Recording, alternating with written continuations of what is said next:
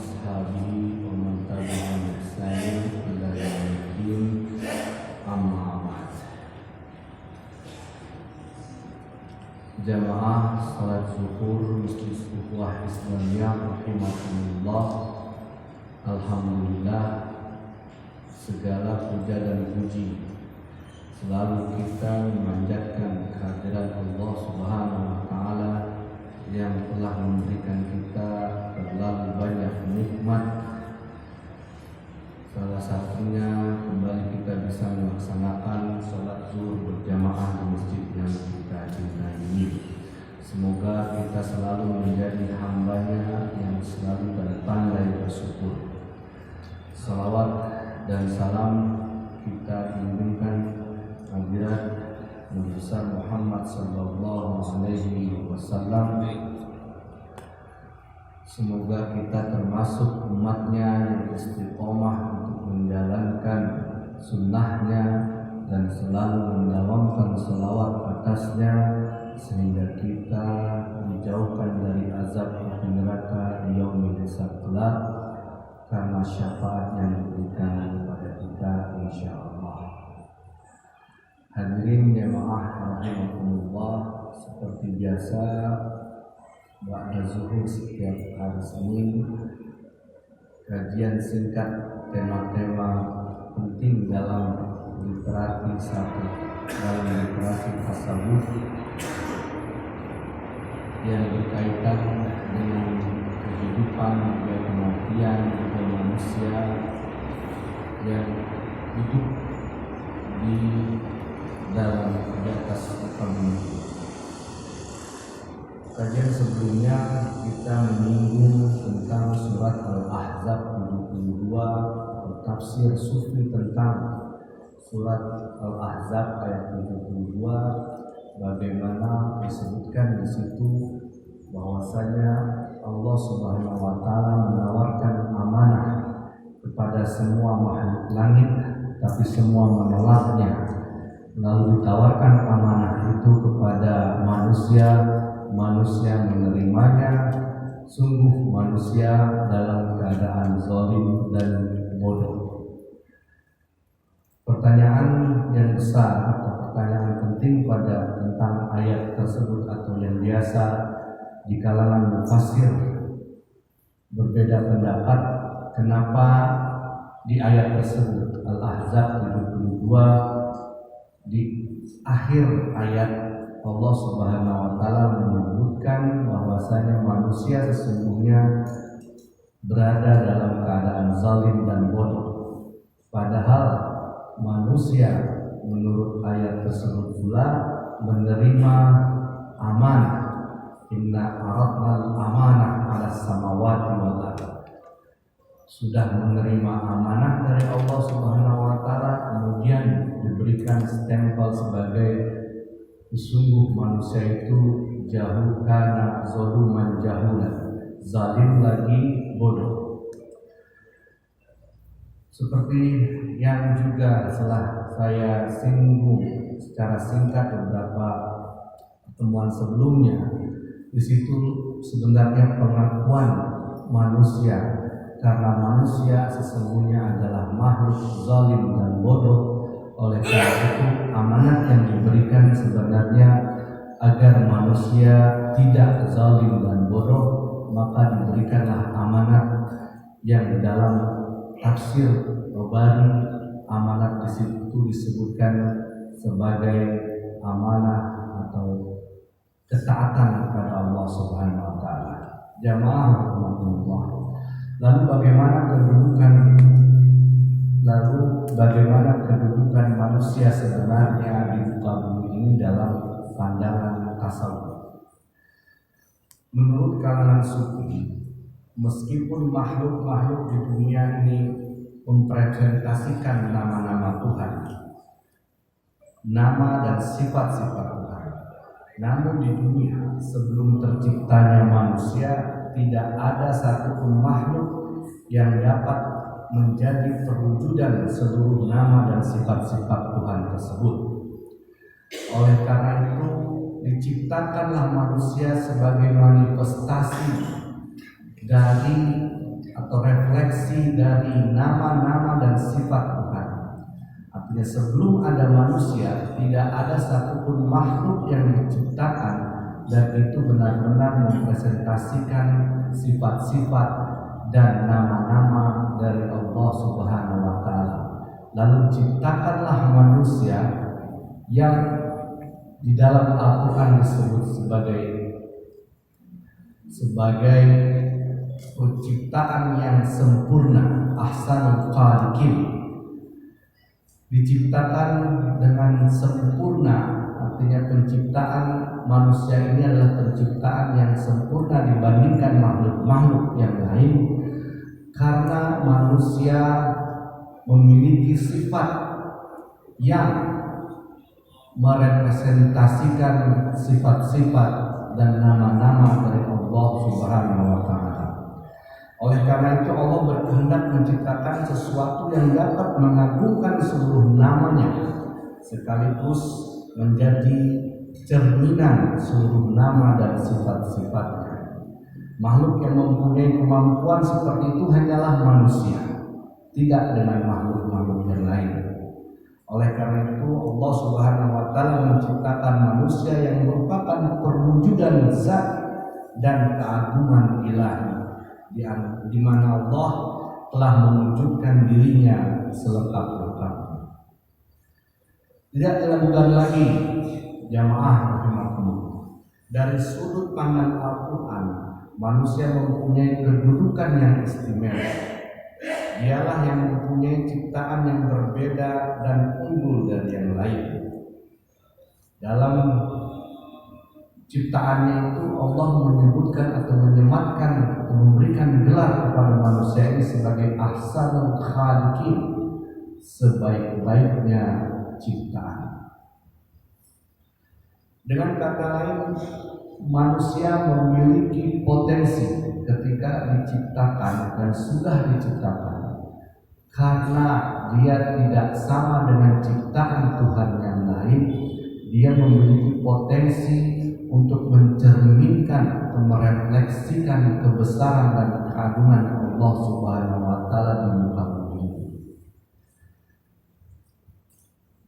Manusia memiliki dua sifat sebenarnya. Kalau kita telaah di dalam ayat, salah satu ayat di dalam surat Al-Hujurat, ya ayyuhan nasu inna khalaqnakum min dzakarin wa unsa wa ja'alnakum syu'uban wa qabaila lita'arafu inna akramakum indallahi atqakum innallaha alimun khabir. Bagian pertama dari ayat ini mengacu pada nilai-nilai yang umum dan universal yang ada dalam diri manusia, yaitu sesungguhnya Allah menciptakan manusia itu dari laki-laki dan perempuan, juga menciptakan manusia itu bersuku-suku untuk saling mengenal. Disinilah sifat universal manusia pada umumnya. Selesai kita di situ. Semuanya sama dalam penciptaannya, diciptakan laki-laki dan perempuan, diciptakan berbagai suku dan bangsa supaya untuk saling berkenalan, untuk saling mengenal. Ini adalah sifat utama yang sifat umum dalam diri manusia.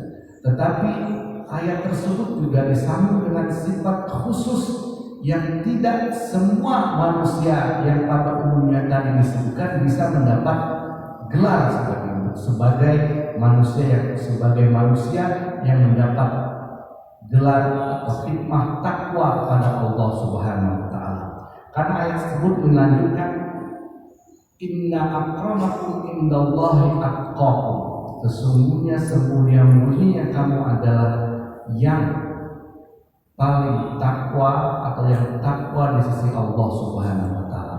Jadi ada sifat manusia yang pada umumnya sama, diciptakan laki-laki dan perempuan, berbangsa, beretnis, bersuku-suku untuk saling bertaraf, untuk saling berkenalan, untuk saling mengenal.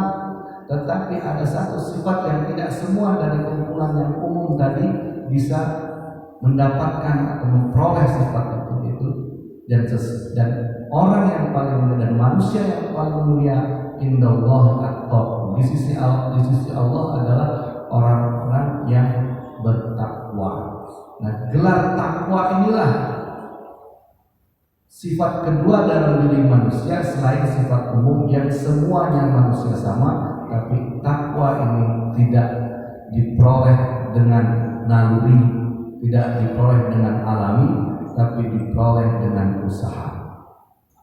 Karena manusia sesungguhnya untuk menjadi takwa tergantung dan kembali pada dirinya sendiri. Dengan keimanan dan amal soleh, seseorang dapat mencapai kesempurnaan dan nilai kemanusiaan yang telah Allah berikan kepadanya. Cara mencapai kesempurnaan adalah mengenal Tuhan, cinta kepada Tuhan dan ketaatan kepadanya, serta melawan terhadap nafsu duniawi yang rendah. Karena siapapun yang selalu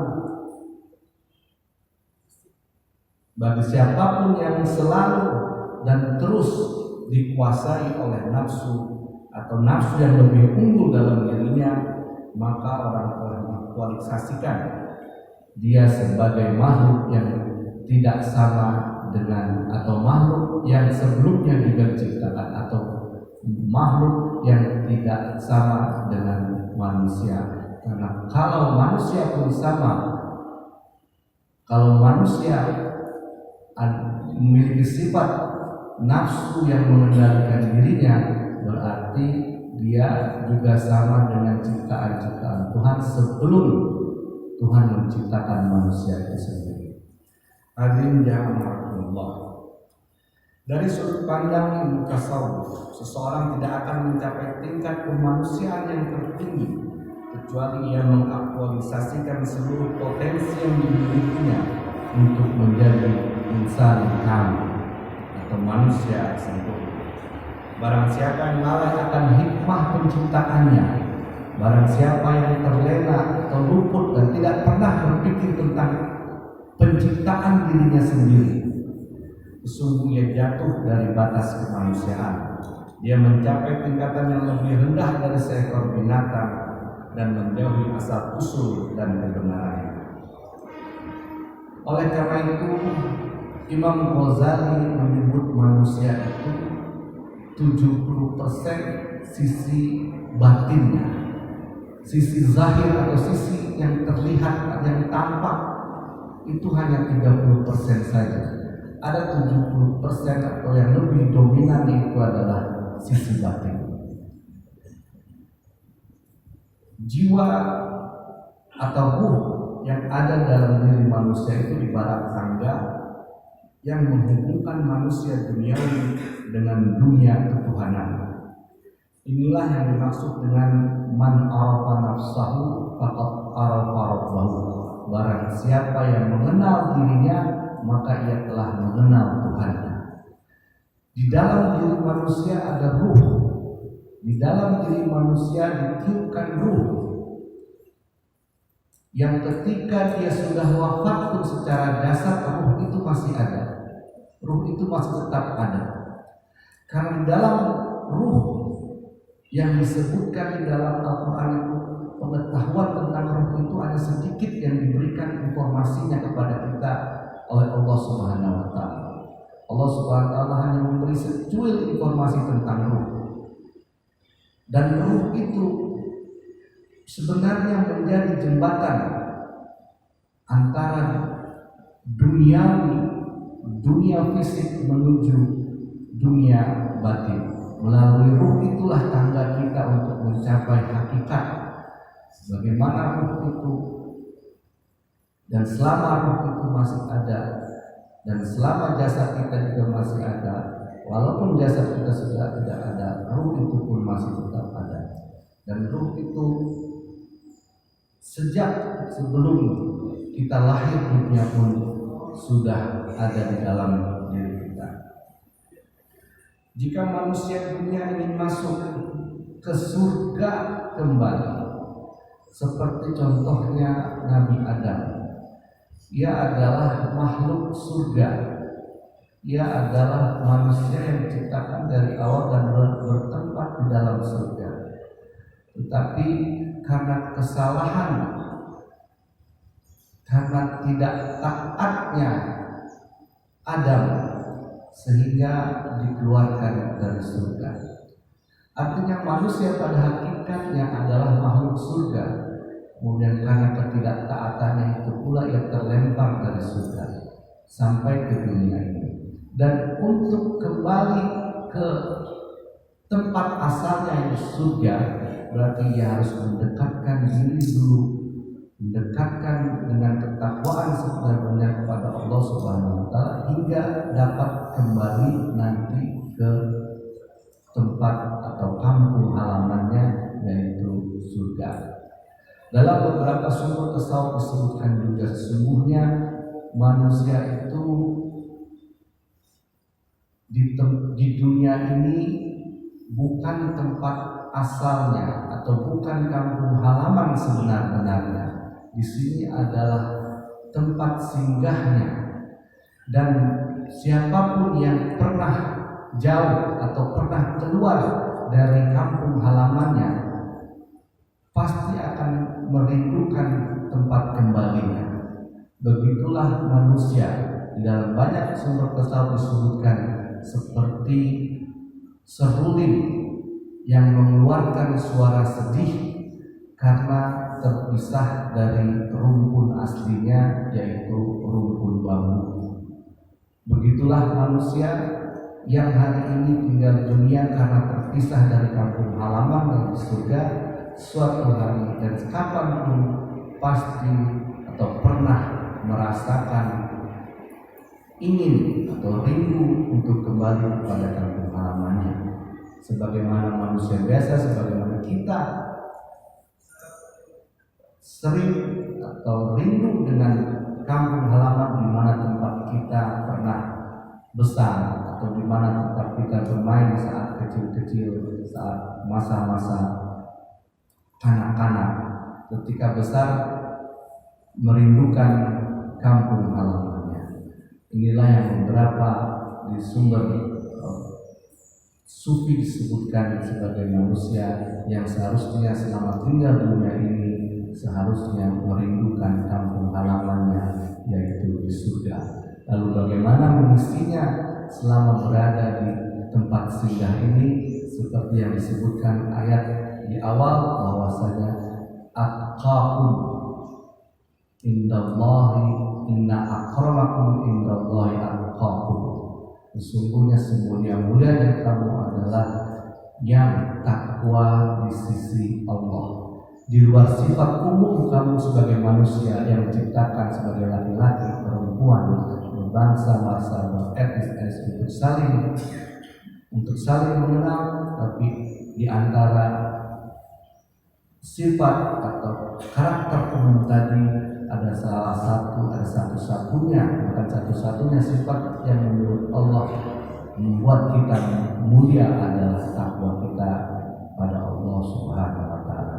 Hadirin jemaah rahimahullah, demikianlah bagaimana manusia, posisi manusia sebenarnya dalam dunia ini. Sekali lagi saya akan membacakan sebuah hadis qudsi, man arafa nafsahu faqad arafa rabbahu.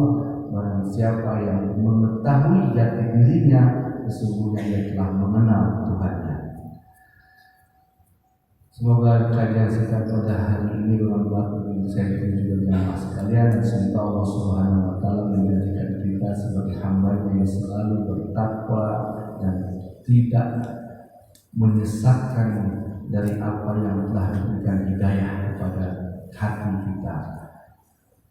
Hadanallahu wa iyyakum ajma'in. Wallahu muwaffiq ila aqwamit thoriq. Assalamualaikum